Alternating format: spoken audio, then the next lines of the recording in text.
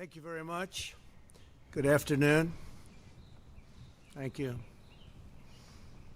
I'm here today to talk about our relationship with China and several new measures to protect American security and prosperity.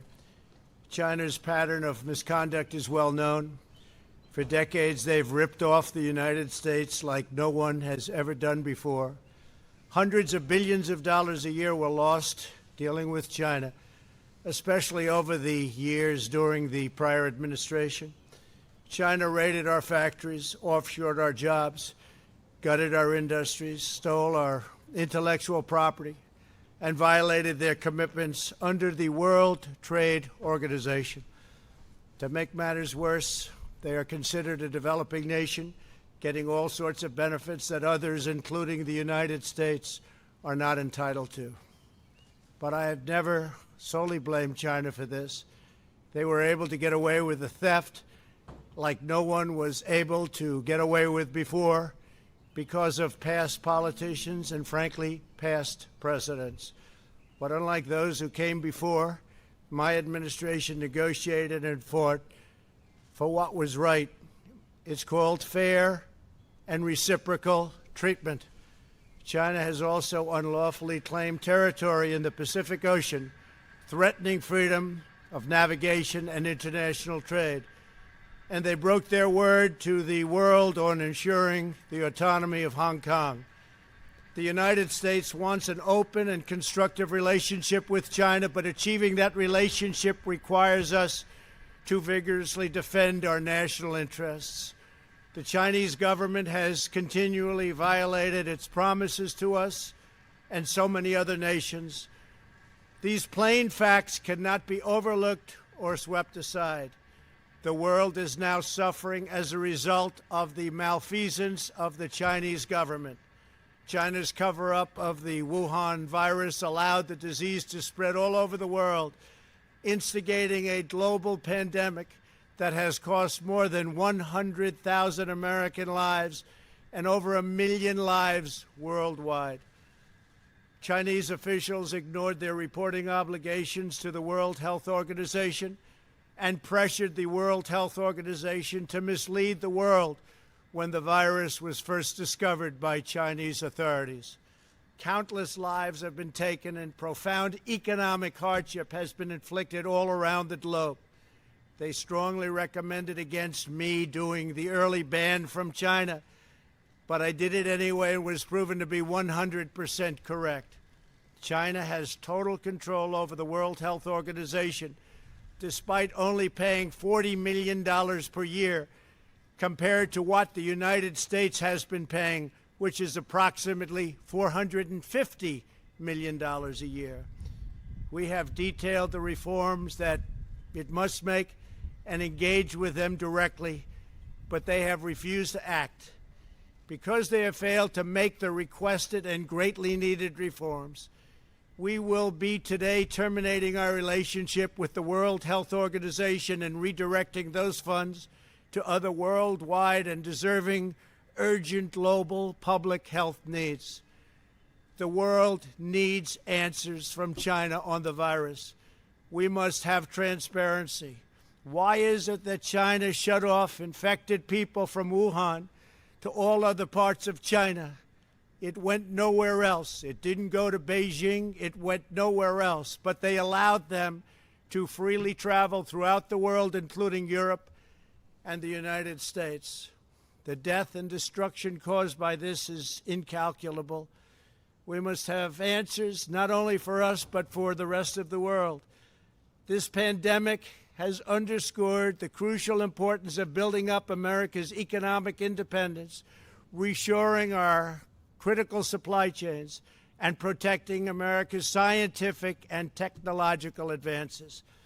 For years, the government of China has conducted illicit espionage to steal our industrial secrets, of which there are many.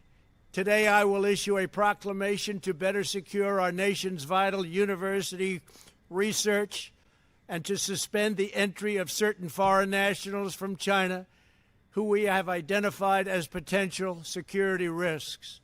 I am also taking action to protect the integrity of America's financial system, by far the best in the world. I am instructing my presidential working group on financial markets to study the differing practices of Chinese companies listed on the U.S. financial markets with the goal of protecting American investors. Investment firms should not be subjecting their clients to the hidden and undue risks associated with financing Chinese companies that do not play by the same rules. Americans are entitled to fairness and transparency. Several of the most significant actions we're taking pertain to deeply troubling situations unfolding in Hong Kong. This week, China unilaterally imposed control over Hong Kong security. This was a plain violation of Beijing's treaty obligations with the United Kingdom in the Declaration of 1984 and explicit provisions of Hong Kong's basic law. It has 27 years to go. The Chinese government's move against Hong Kong is the latest in a series of measures that are diminishing the city's long-standing and very proud status. This is a tragedy for the people of Hong Kong, the people of China, and indeed the people of the world. China claims it is protecting national security. But the truth is that Hong Kong was secure and prosperous as a free society. Beijing's decision reverses all of that. It extends the reach of China's invasive state security apparatus into what was formerly a bastion of liberty.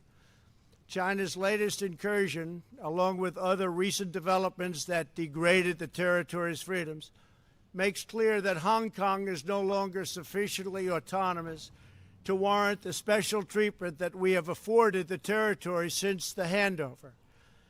China has replaced its promised formula of one country, two systems with one country, one system.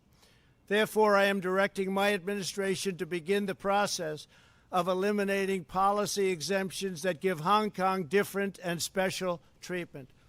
My announcement today will affect the full range of agreements we have with Hong Kong, from our extradition treaty to our export controls on dual-use technologies and more, with few exceptions.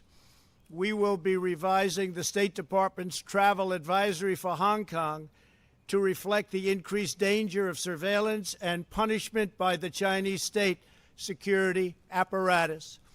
We will take action to revoke Hong Kong's preferential treatment as a separate customs and travel territory from the rest of China. The United States will also take necessary steps to sanction PRC and Hong Kong officials directly or indirectly involved in eroding Hong Kong's autonomy and just, if you take a look, absolutely smothering Hong Kong's freedom. Our actions will be strong. Our actions will be meaningful. More than 2 decades ago, on a rainy night in 1997, British soldiers lowered the Union flag and Chinese soldiers raised the Chinese flag in Hong Kong. The people of Hong Kong felt simultaneously proud of their Chinese heritage and their unique Hong Kong identity. The people of Hong Kong hoped that in the years and decades to come, China would increasingly come to resemble its most radiant and dynamic city.